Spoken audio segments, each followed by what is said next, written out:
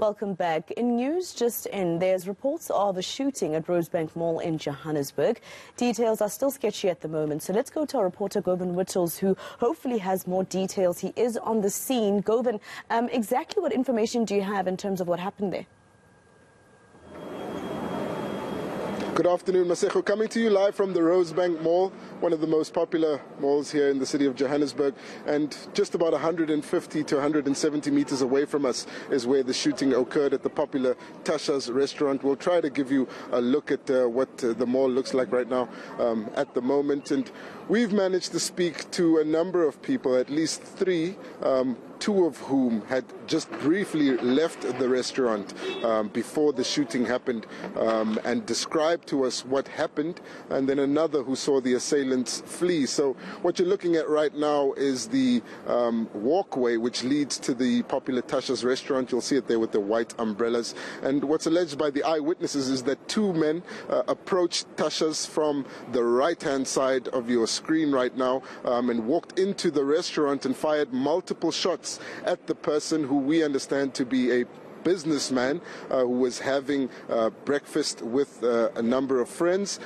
They then shot this person and ran out of the restaurant and continued left through the popular Rosebank Firs. And right now we know that the people who were in the restaurant when the shooting happened are still there.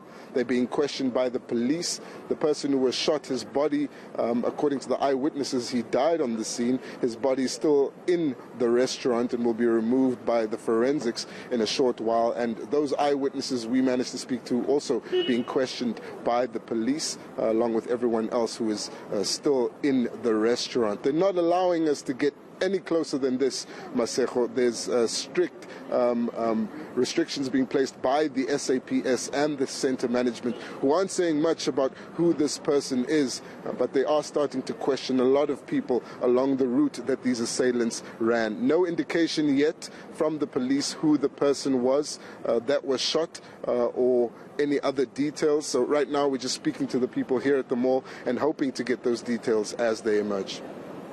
All right, Govan, do you know at all if police will be coming to the scene? Police, by police I mean those who are allowed to speak to you as a journalist to give you more clarity and information on this?